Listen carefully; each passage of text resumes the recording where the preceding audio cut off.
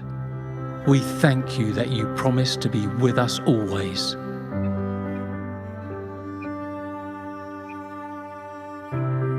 Thank you that your presence is with us right now.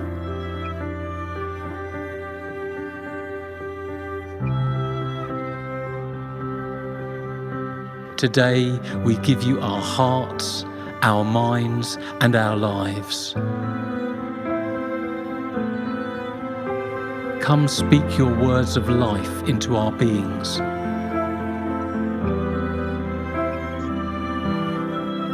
We pray that you would deepen our comprehension, broaden our thinking, and transform our understanding of what we are about to study.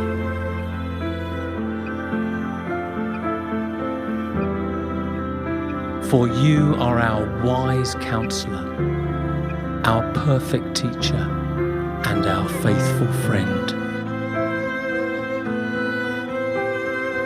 Thank you, Lord. Amen.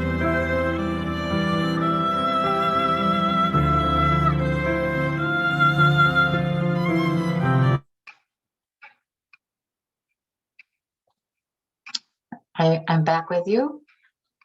It's just a good way to start any evening class or any class to invite the Holy Spirit in as we're learning and sharing with each other. Okay, Laura, you want to start the presentation?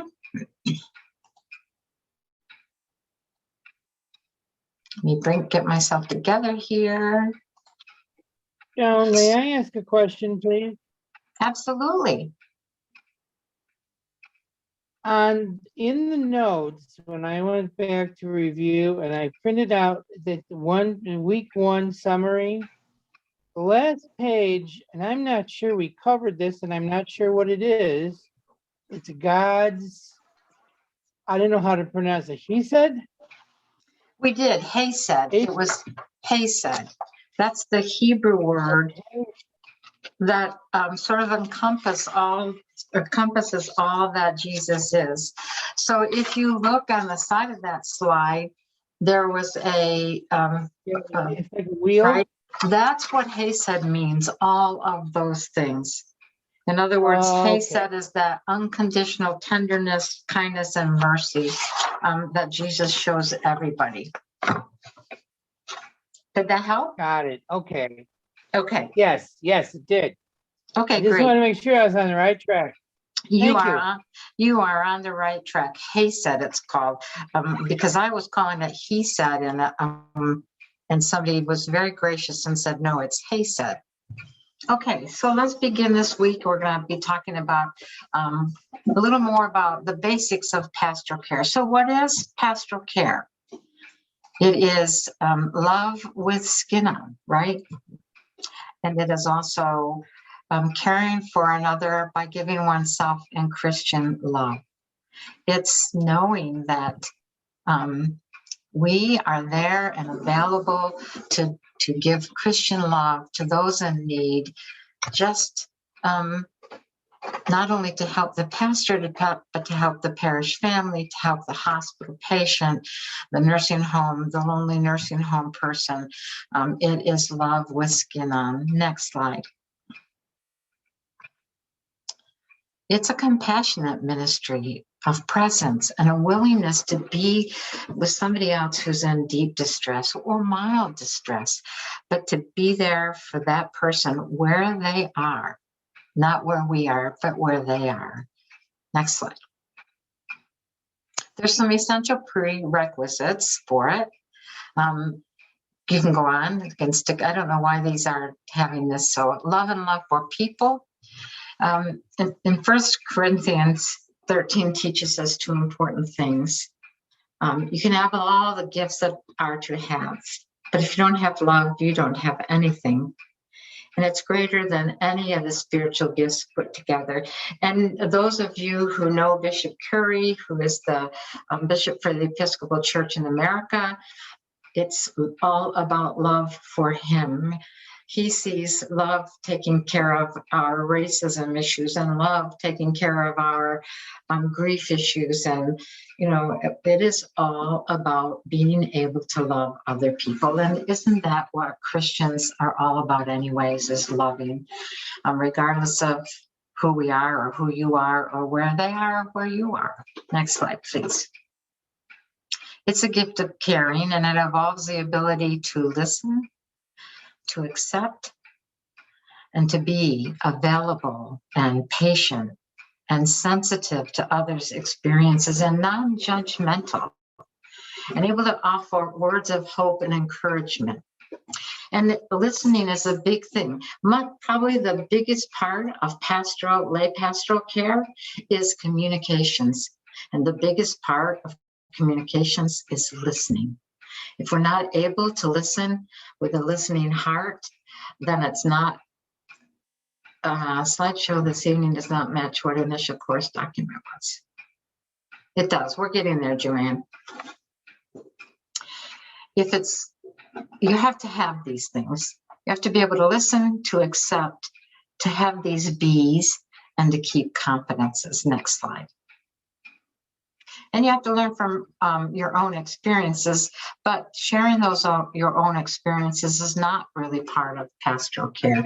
So there's 3 essential skills: shepherding, where we provide comfort and care and encouragement to those who are hurting; communicating, working to bring wholeness to that person in need; and listening, concentrating with mind and heart on what we are hearing. And if I had anything that I would want you to take away from tonight, it would be this slide, because this slide is what it's all about, being a pastoral caregiver. Next slide. Helpful communication requires new skills because we have ways of listening and talking and thinking that really may not fit in to what we need to be as pastoral caregivers. So we may have to unlearn ways that we're using now that won't work in pastoral care. For instance, I'm a type A personality, and anybody that knows me, and some here know me, I can be a chatty Cathy. I like to talk, and I like to share stories. But most importantly, over the last 10 or 15 years, I've learned that listening to another person's story is much more rewarding than sharing my story or doing all the talking. So sometimes we have to acquire some new skills. We have to relearn some things, and we're going to talk some more about them in just a minute. Next slide. So why is communication so important? It is a way that we help that person feel heard and understood and respected. And it's our words and our body language that contributes to their healing process. So if I told you tonight, well, actually, I've had a really bad day today because my granddaughter, great-grandson-in-law, and 2 great-grandbabies just left today. They had been here for 4 days from Florida for the funeral of his grandmother, the great-grand's great-grandmother. And so you might find that my body language is a little different tonight. I'm tired. I'm a little sad because I've lost the babies to hold. So you not only communicate by listening, but you have to hear what they're saying. You have to understand what they're saying, and you have to respect what they're saying. And that's shown in many ways, many more ways than just the words you use. Next slide. So let's talk about the skill of listening. Someone once said that you have 2 ears and 1 mouth. So we should really do twice as much listening as talking. The less we speak, the more we hear. So can we take the slide down for just a minute, Laura? How many of you, put your hand up, are listeners? Okay, you can put your hand up, or you can put your the hand up on the reactions. Could you repeat that? I didn't hear what you said. How many of you believe that you are listeners, not talkers, that you're very good listeners? Oh, Some, not everybody, but some. Some feel that they're good listeners. How many of you think that you're more of a talker and not quite as good a listener? So some people said, yep, I probably am not as good a listener as I could be. It's, and we think that we're listening, but how many times have you listened to somebody drone on and on and on about something that's going on in their life, and you sort of go away? You're hearing them, but are you really hearing them? Did you really hear them say that they're feeling very, very sad?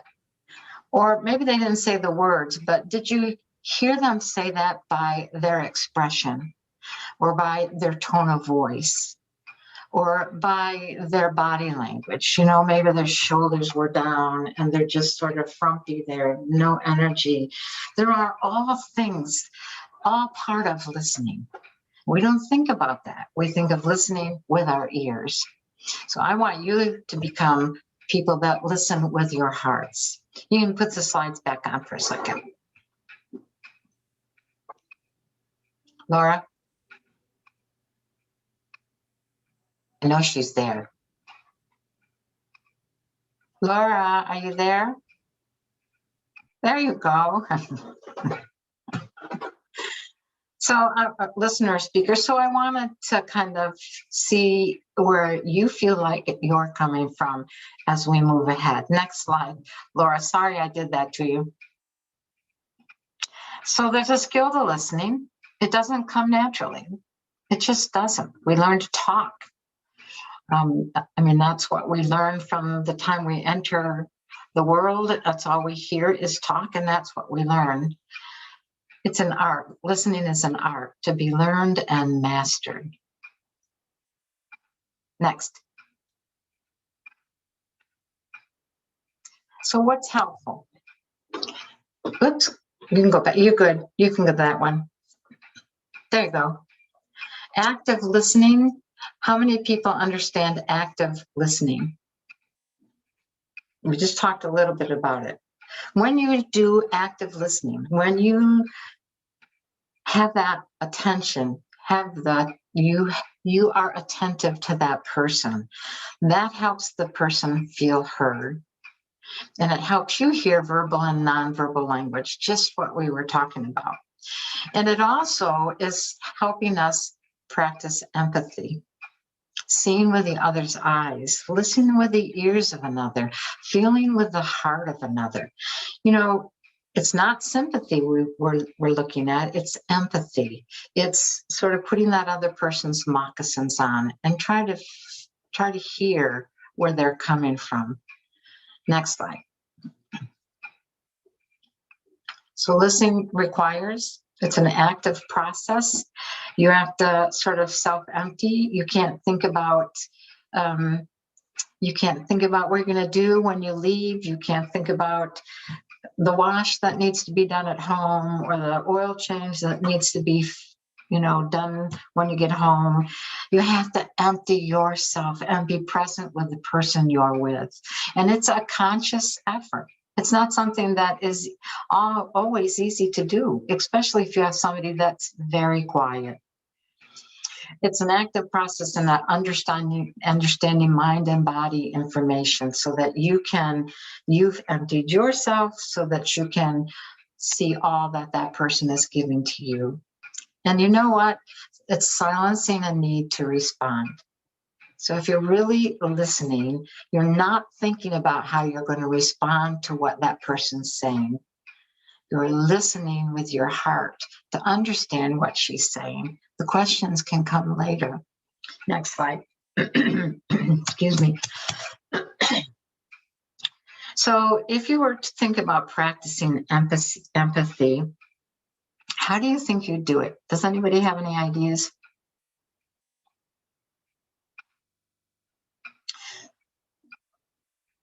we have to understand and feel the concern. We have to be sensitive to their feelings and concerns. And then we have to translate that into compassion. You're listening to me, but if I took the slides down and asked and invited 4 or 5 of you to ask what I've been talking about, maybe you all would be able to, but maybe not, because you have other things that are going on around you, or you were busy before you got to come to class and you're still trying to settle in, or maybe my voice is irritating to you and you just are tuning it out.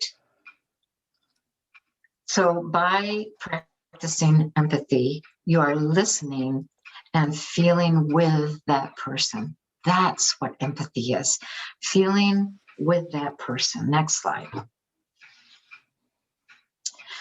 Empathy brings us to compassion. Can you be compassionate without empathy? Yes, no? I think they go hand in hand. I think understanding and caring about that person who's in trouble brings about that compassionate heart that God has given us and lets us be more open and caring to that person. It's forgiving somebody who hurt you because you understand why that person hurt you and you care more about that person than your own hurt. Think about that. I have done a pastoral visit with a person who was very angry with the church as a whole, but that anger transferred to me. And so she was very angry with me. And so it was very hard for me not to take her anger and absorb it into my thoughts. I had to understand, I had to be empathetic, and then I had to feel compassionate about what she was saying and say, you know, I feel your pain, and I'm so sorry you're going through that. But I have to be sure that I have monitored myself, that I'm not being sympathetic, which is not good, but I'm being empathetic. I put her shoes on for a little bit of time. I can kind of feel that anger, but I'm not holding that anger as mine. And I'm finding compassion toward that person and trying to think of how I might be able to help her through that anger. Next slide. Laura, next slide. I keep raising my hand, but I have a Cecily, hand raised. do you have a question? Oh, Cecily, I'm sorry. Cecily, when you were asking about compassion and empathy, my thought was, I think empathy, I think empathy takes compassion to a higher level. A person can have compassion, and you might walk into a situation where you have compassion for somebody, and then it can turn into a more empathetic situation where the empathy where the compassion grows into something much more. Some people can walk into a situation and automatically feel empathy. And those are some people who it's just who they are, and it's easy for them to feel empathy just almost immediately. But then there are others who can go in with a compassionate heart and then find themselves growing into the empathy. Good point. That's a good point. Thank you for sharing that. Alicia has a follow-on question to that or comment on that. Alicia? So, oops, you muted back up. sorry. I find it really hard to even imagine a situation where you could even have compassion if you don't have empathy. That's just my comment. I can't even imagine it. So I think, like you said, I think they have to go hand in hand. I think That's all. And I sort of agree. I think, Cecily, say it again. Say your name again. Cecily. Cecily. I need to put an S in front of it. I'm so sorry that I can't say your name properly. I think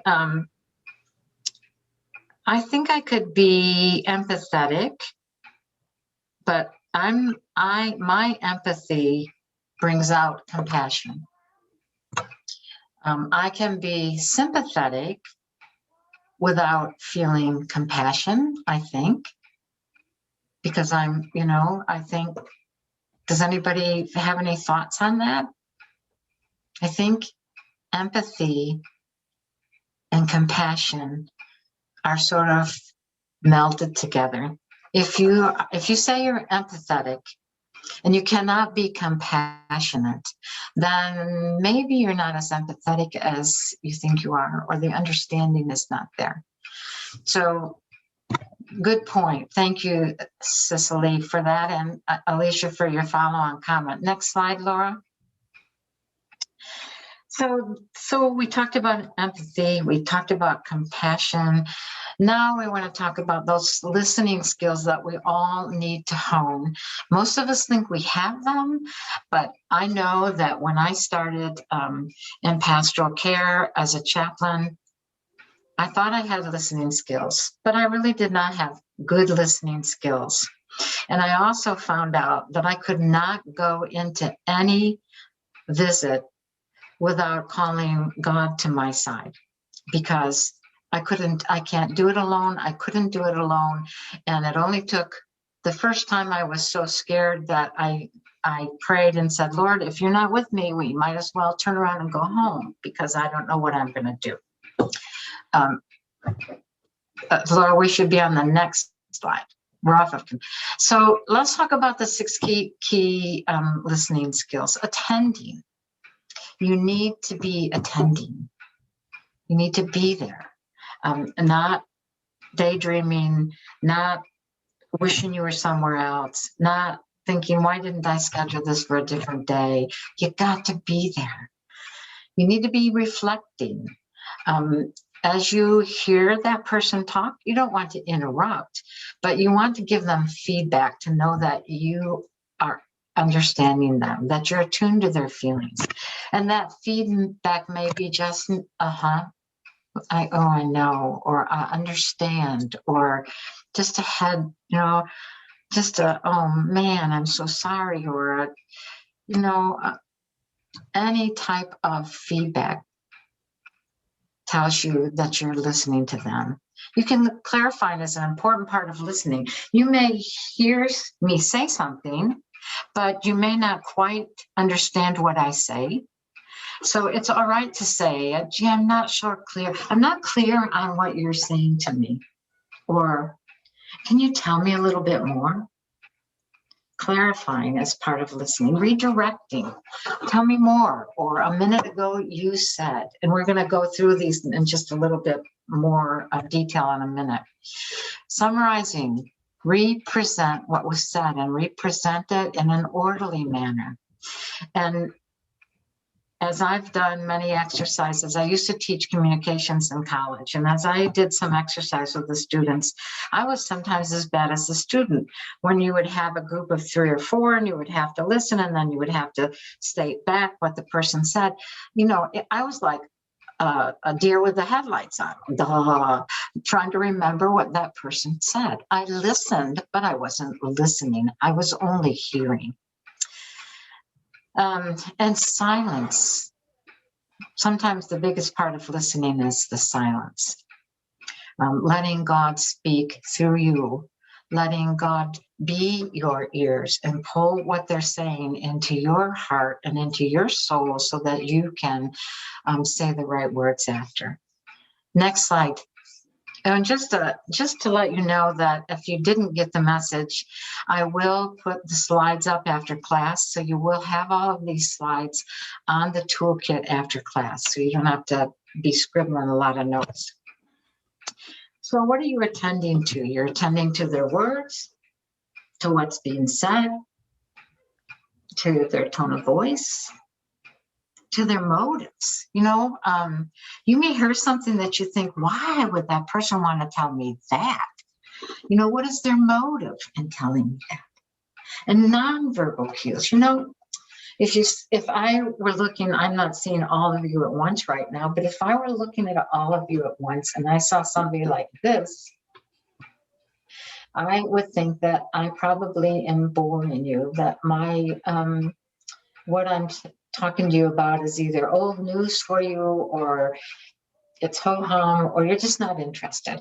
Or I can get excited and want you to know you have to have the Holy Spirit with you when you do a pastoral visit. So if you go without prayer, without God beside you, then it's not going to be a pastoral visit. So my tone of voice tells you. Other nonverbal clues is, how I use my hands, what I do with my eyes. Do I close them and just, we have a priest who is, when she is attentive, her eyes are closed. And she's listening because she always comes back with a response that's appropriate to what was being said. So those are all things that you need to be thinking about, learning the skill of, so that when you visit, you are attending to the person you're visiting. You're not daydreaming, you're not thinking about what you'll say next. And that's the biggest thing. What am I going to say next, right? How many times have you're listening, but you're thinking of a question you want to ask, or you're thinking of a little short story you might want to tell. So you need to be present. You need to attend so that the person, when I'm saying what is being said, that person may have just given you a clue, or maybe even just turned around the topic on you, and you weren't listening, so you didn't even realize that had happened. Or maybe that person avoided saying something that you may have felt was important. And what they say next, file it in the back of your mind to come back to.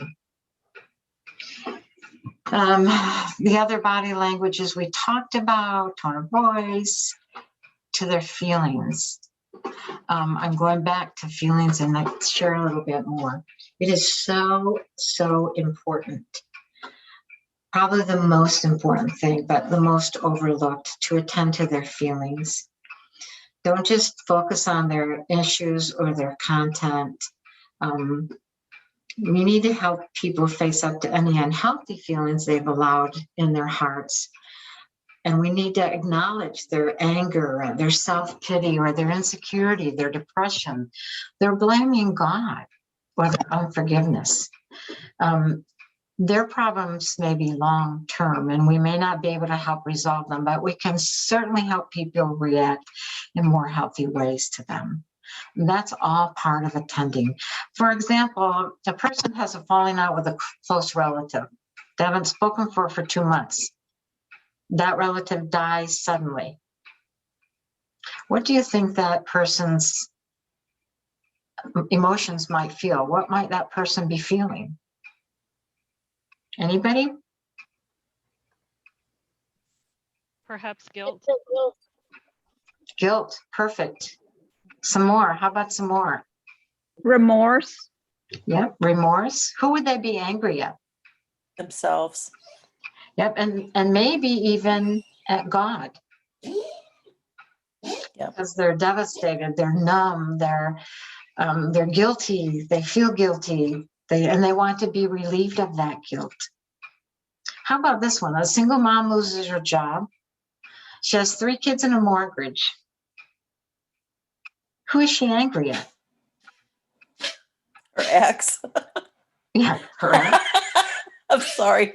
Hit home. Well, maybe he passed. I'm sorry? Maybe he had died. Oh, yeah. Alicia, she says maybe he had died. I'd still be angry. I'm sorry. Maybe she's angry at herself. Could be. And because and maybe that loss of that job, she may be feeling all sorts of things. Suicidal? Really? despair because she can't provide for her children, or, here she has children, no husband, a job. She feels hopeless. And just inadequate, just total inadequacy. Right. You might think about giving the children away. Absolutely. I mean, there are so many scenarios. This is something that you could easily run up against in a pastoral care visit. And so understanding what they may be feeling is really important. Okay, next slide. Reflecting. This is the second most important listening skill, and one that is almost always overlooked. We bypass this and move straight into questioning or advice giving. We want to help. We are helpers. Pastoral caregivers are helping people. We want people to be comfortable in their own skin. We want them to be happy. We want them to know God's love. We want them to be happy, and we want to help them. So reflecting is a way of giving feedback, letting them know that you understood what they said and encouraging them to continue. And there's several ways to approach it. You can do it through conversational response, just like, oh,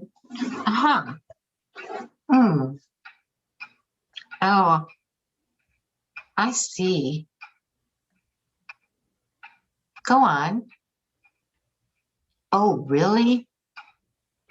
This is a way that you can encourage them and let them know that you're interested, that you are listening. Don't overdo it. Just let it be natural. You don't want to, you just want to say, oh, I understand, or, well, thank you for sharing that. Something small. Here's one I'd like you to, here's a response on a conversational response.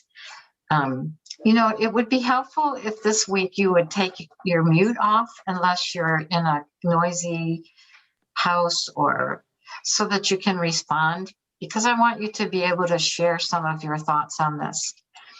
What would you say to a friend, a conversational response to a friend who says he doesn't love me and just walked out?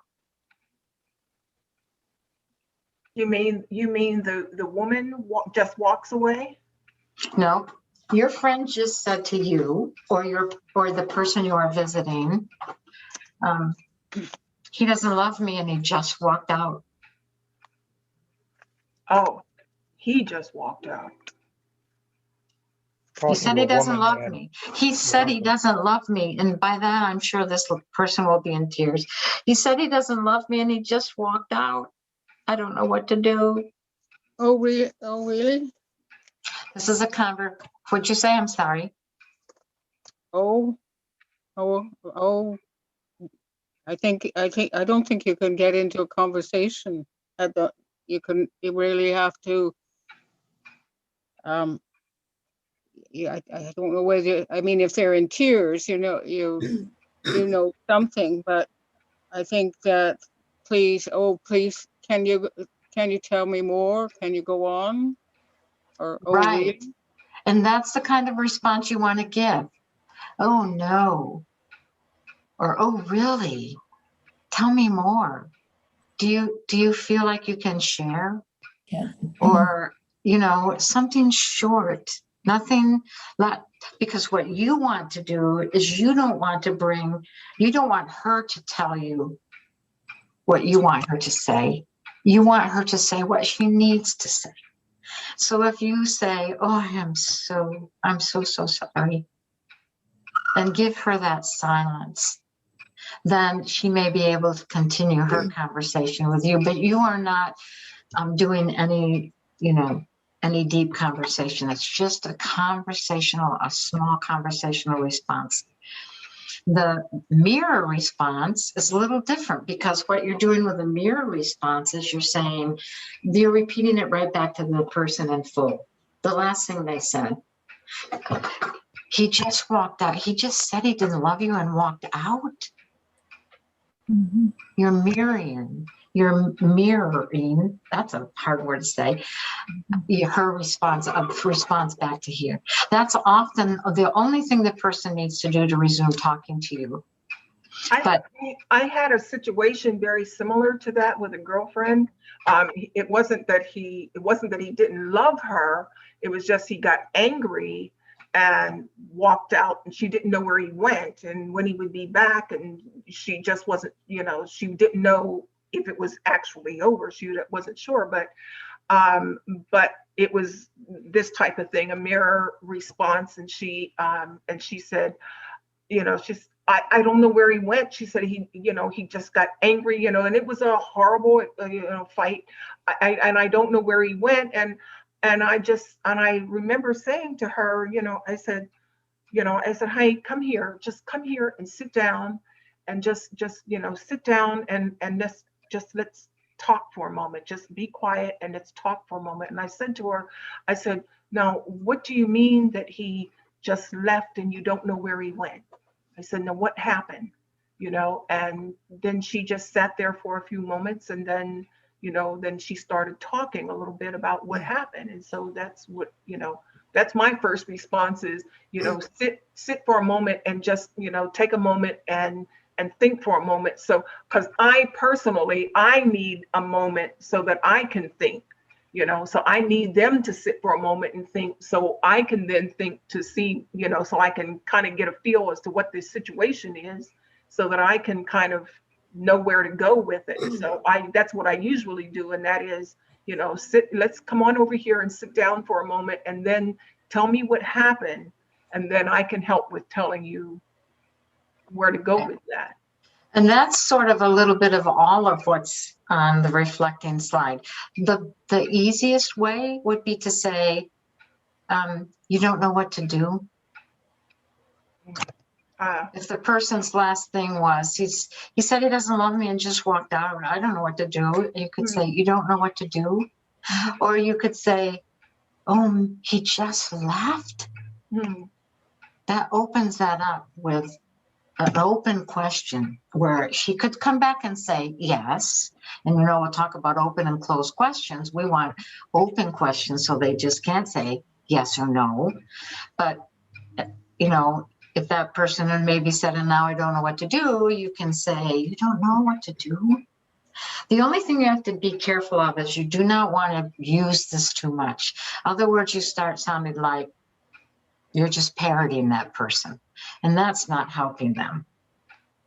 The partial mirror responses, reflect only part of what was said. So you could say, he said he doesn't love me and he just walked out.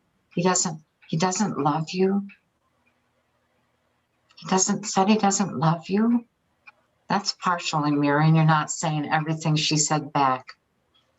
The feeling response, they need to express their feelings. They need to talk about how they feel, and it's an important step towards healing. And sometimes people aren't aware of their feeling. They know they're angry, but do they also maybe know that inside that feeling of self-esteem has just kind of plummeted down? They may not be aware of that. So a feeling response by the carer will bring those feelings to the surface so that they can be dealt with. So in other words, I can understand how hurt you must feel. Or how does this make you feel? That's a good one. How does this make you feel? I use that a lot in the hospital as a palliative care chaplain, because when you just have told somebody that they are actively dying, and they've signed their last wishes, how does that make you feel? I said that to my mother when hospice came in, and the hospice social worker was talking to her, and the hospital social worker said, Rita, you are dying and you only have a day or two. And my mother just cried, and I said, she didn't cry, she just looked at me and I said, Mom, how does that make you feel? And her comment was, I don't want to leave you kids. I don't want to leave, but I know I have to. But it opened up another conversation that the social worker took off on about hospice and end-of-life issues. And it was helpful all the way around. It was my sister and I that were with her when they were there. But it was just, how does that make you feel? You can say that in a lot of ways to a lot of people. The other one we talked about is rephrasing the response. It's kind of like the mirror response. You have to be careful though. For instance, I failed chemistry again and I'm not going to tell Dad. You think you'll be pretty, and my comment back might be, you think you'll be pretty upset when he finds out? My comment probably is the mom would have been, well, you know, you shouldn't have failed, you know. But the better way for that mother and me would have been to have said, you think you'll be pretty upset when he finds out? Let him then rephrase the response so he has something to say, he can say. He doesn't love me and just walked out. A rephrasing response could be, he's gone, he's left, just like that, without so much as a goodbye. It's why we rephrase things is because it slows down the conversation, because the other person must listen to what you're saying so that he can rethink what he or she's been saying to you. Does that make sense? In other words, when you're in a crisis of any kind, an illness, a divorce, the husband left, a child committed suicide, anything from big to little, the person needs to think what he or she is thinking and saying. And by rephrasing that back to them, it slows it down, the conversation down, so that that person has time to do that and think about it. Clarifying's always good. It involves making statements or questions, asking questions. You seem to be saying, hold on one second. I'm sorry. From what you're saying, it sounds as though, let me see if I've got this right. So you're saying that, Cecily, you had a comment? Yes, I'm sorry. I thought you asked if there were any questions. I don't think I'm hearing very clearly. Anyhow, I thought you asked if there were any questions. That's why I was. Is there something? Am I hearing something? I can't remember. See, I wasn't listening to myself. No, it sounds like I'm hearing something in the back. Anyhow, I'm sorry. My question is, I just in the last month, my 85-year-old uncle was diagnosed with acute myeloid leukemia, and he is, I've asked him. I've asked him a number of times how he felt, and if he wanted to talk about any of this, if he wanted to discuss this. And I've talked to him. I told him that, you know, to get a diagnosis like this, that it would have a bearing on his feelings and what his, you know, that this isn't like getting, you know, somebody telling you, you get your tonsils, you know, your tonsils are inflamed or something. But he keeps telling me, oh, I'm fine. It's okay. I'm okay. I don't know how to get like these questions, you know, to get responses for his feelings about how, I don't know how to get him to open up to discuss any of this. And I don't know, what would you suggest that I do to make him open up and discuss or talk about any of this? Because I just keep feeling like he's holding it in and he's not talking. I don't know what to do. I have a follow-on comment, Joan. Yes. So I think if this is just my, and you correct me if I'm wrong, I think. Is there a dog somewhere barking? No. I think it's a child. If you have a children in your room, maybe you could mute for just a bit. So I think sometimes you can't be too close personally to a person to really, like, I wouldn't want to be counseling my family members, because I think you hear differently and they hear differently from you. So as far as pastoral caregiving, that's my thought. I'm sorry if I don't want to blow up any bubbles, but that's my thought, is you can't take that on yourself if you're too close to the situation. And I would add also that it's important to be invited in.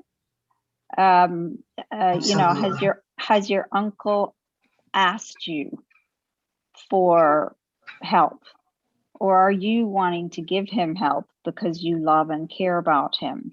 Well, I'm sorry. That's not a direct question to you, Cecily, but I mean, it's important that, the person accepts you coming in as somebody to provide support, that they're open to it, that they want it, that it's something that they've said yes to. That's my thought. I see. Yeah, and I think that being present is the most important, so that he knows that you love him and are present. And I don't think I would want to do any questioning or want him to bring anything to the surface right now. It's just a new diagnosis. You want to let him know that you're loving him and praying for him, and that if there's anything he needs, you're only a phone call away. Or, I even say that to patients in the hospital. I'm not supposed to, but I did to several people. I'm only a phone call away. If you need to talk, just call me. If you need somebody to listen, just call me.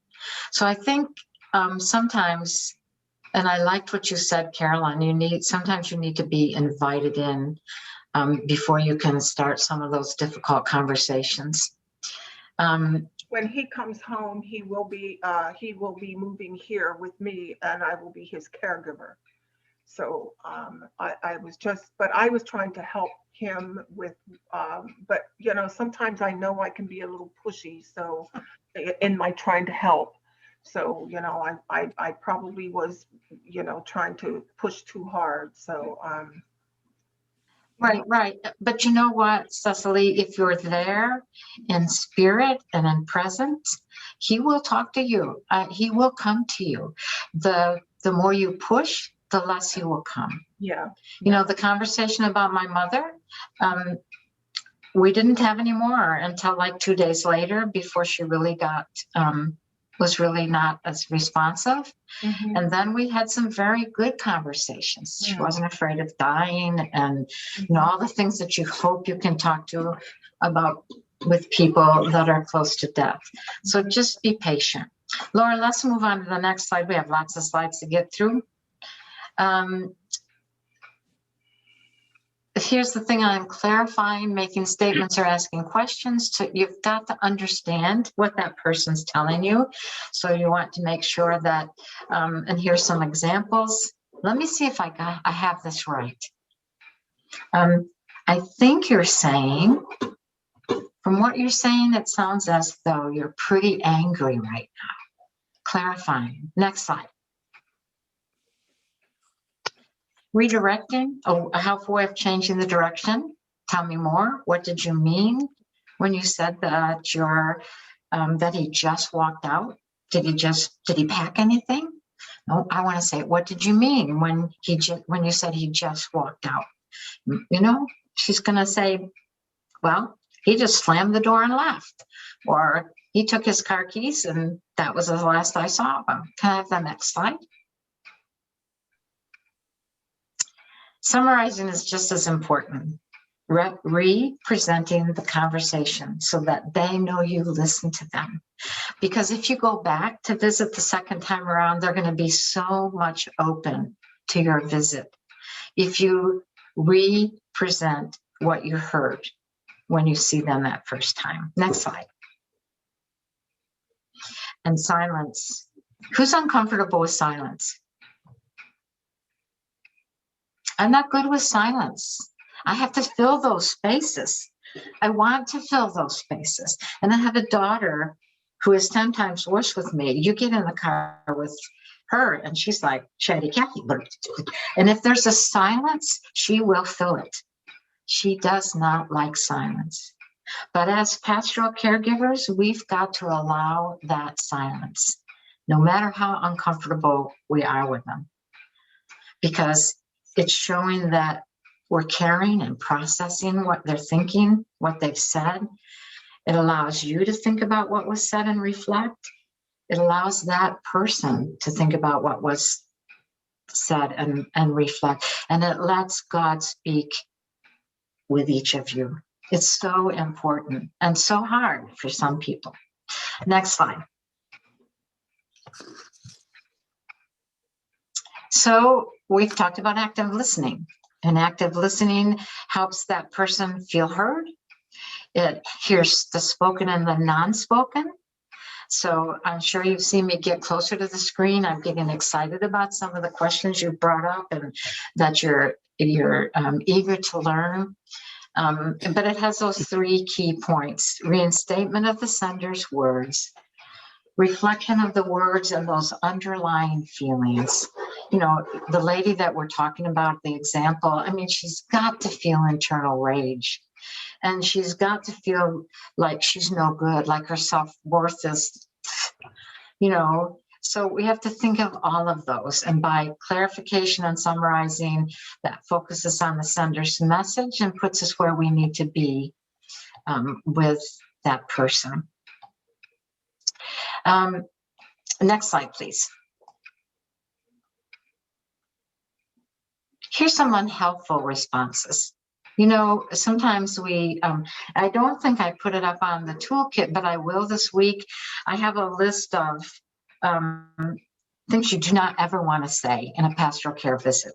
You know, I mean, really, there are some things. And sometimes you will leave a pastoral care visit biting your tongue because you know, or you said one of those things you should not say in a pastoral care visit. But some of the important ones is you don't want to feel indifferent to what they're saying. And you know what? Sometimes you're feeling indifferent, but you don't think you're showing that indifference, but you can. If your eye movements tend to look out the window while he or she is talking, that's indifference. That's showing that, well, you really don't care. You're just going to see what the dog's doing that's walking down the street. Offering assurances, those are not helpful because we are not counselors. We are not counselors. And I had somebody ask today about grief counseling, and I think it was a great email, and I think this person has a great idea, but we have to be careful that we are not the experts. I'm not an expert. I'm not an expert on anything, I don't think. I love people and I love, and I like to share God's love, but I am not, maybe I'm pretty good at palliative care and end of life because I've had lots of training in that, but I'm very careful. To know that there's an expert out there that can probably provide much more than I can. Don't give judgmental responses. Oh my gosh, you just walked out. What kind of a creep is that? Or what a low life. I mean, how long have you been married? You said 30 years. No, want me to help you get the gun? I mean, I'm being facetious, but we can't be judgmental. There's always 2 sides to every story. So we have to be very careful that our actions, our responses are well thought, that we don't make judgments. And we can't be defensive. And in this particular one, telling our own story is a no-no, ever. Elizabeth, you have a question? You have to unmute. Elizabeth, unmute. There you go. One of the probably worst responses I've ever received was after saying, I understand for something. And I hear that you have, I see that you have put that up, and it was just a blow up. You can't possibly understand. And that just stopped everything absolutely and completely. So I offer just be careful with saying that, even though you have experiences in your own background that might help you have that empathy and that compassion, people are not often in that place where they can hear what you have to say. And that just is a big monster spider jumping on them right away. Absolutely. Thank you for that, Elizabeth. But you can say, I understand that must have really hurt you. I'm not putting that understanding the way we're, so yes, good point. That's good. And then, so the qualification of understand is very important. You just don't stop with that word, right? Is that absolutely, absolutely, because you are absolutely right. Somebody's lost your husband, or I understand how you must feel. No, you don't. I know your husband's still alive and well. How can you say you? Absolutely, Elizabeth. Good point. Thank you for sharing that. Yes. Next slide, please. I just wanted to show you this. What are you listening to? You're listening to the tone of their speech with attention and intention. Looking for things that show that sadness or that struggle or that conflict. You're thinking with intention to that family or that job or that personal concern. Silences, be still and in the moment, tone of voice, pitch and speed. Sometimes the pitch of or the speed of the speaker's voice can tell you that that person is depressed. They may be very slow talking, may have sort of a low tone, or they may be very fast and very nervous, and you think they're never going to be able to get their words just sort of run together. But most importantly is the little picture. What you're listening to is only 7% of the words. You're only listening at 7% of what they're saying. But because you're also listening to tone and nonverbal. You're listening to all of those things. That's why listening is a skill.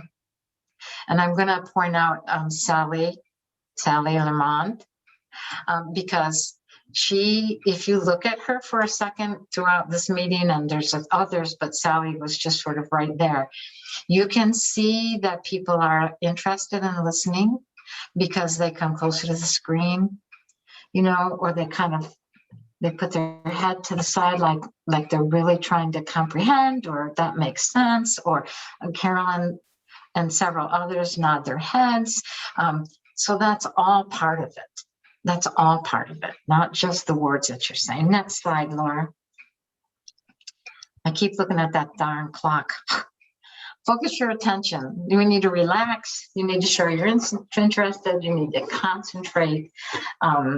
Respond non-verbally. Hopefully you see, I do a lot of talking. Years ago, when I was working with the government and on travel, I roomed with another gal that was on travel, and we just enjoyed each other so much, and we're talking away. It was before I wore glasses, and I stuck my finger in my eye and ended up with ulcerated cornea, and because I speak, with my hands and a lot of other things. Next slide, please. We've already sort of talked about obstacles to listening. Switching off, shortage of time. Make sure you have enough time for your visit, and don't interrupt silences unless they go on forever. And noise is always a factor. But if you go into a home and it's a mom and she's got 5 kids, you have to put up with the noise. But if it's a time when you really need to, you feel like maybe it's another visit, or I can remember going into a room and the visitors had been there for a long time. And I said, would you mind if I just sat with your mom or wife, I forget what it was, for just a minute alone? And they were lovely. Oh, sure. And they walked out, which gave us that time. She was a very strong Christian. Her family was not quite so strong. And I needed a minute to pray with her. Next slide, Laura. This I wanted to show you because this is Chinese calligraphy for to listen. And I think this is really, really interesting. So when you see to listen in this Chinese way of writing, this is what you see. Ears to hear, eyes to see, undivided attention or focus, a heart to feel, and a mind to think. It is so telling. That is just so telling. Next slide, please. Respond verbally. We talked about this. I'll just leave that slide up there for a second so you can read it. And I'm going to go on to the next slide. About questions, open or closed. Sometimes closed questions are okay. How are you feeling today? Okay. You know, would you like me to take my shoes off when I come in? Yes or no? But it's much better that we use more open-ended questions so that it can't be answered with a yes or a no. And then you have to give them time to answer. And sometimes that's hard too. Avoid distraction and avoid talking about yourself. Don't share your stories because it isn't about your stories. It's about their story.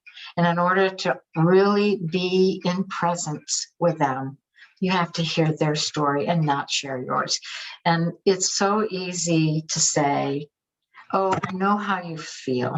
I went through the same thing when I lost my mom. Don't do it unless they ask. If somebody says, did you ever lose? Have you lost your mom and dad yet? Yes, I have. And then leave it at that. And if they say, well, how did you do it? How did that make you feel?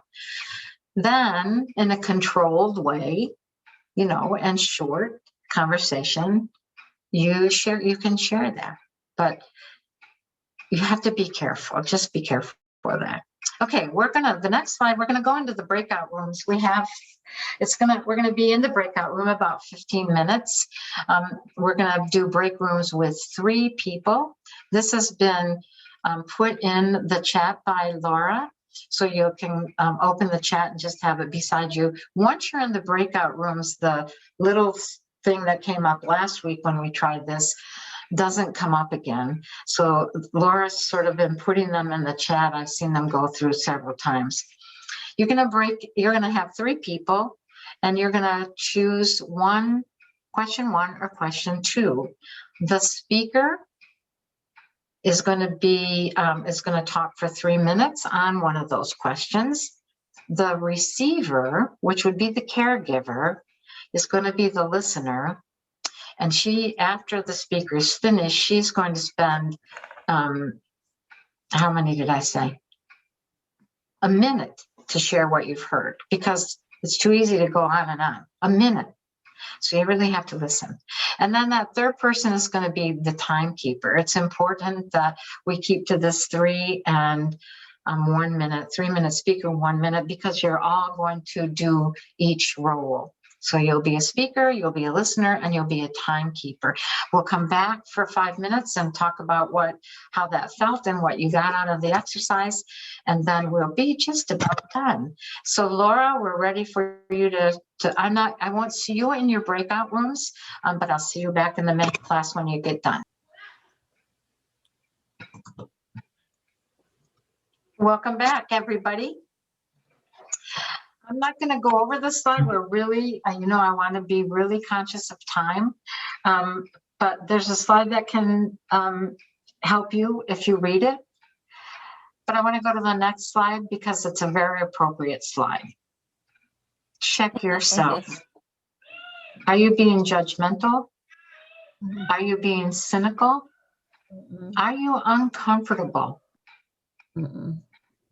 Make sure that you are neither of those and that you don't look at that young gentleman like grandma does, like the older lady does. Next slide.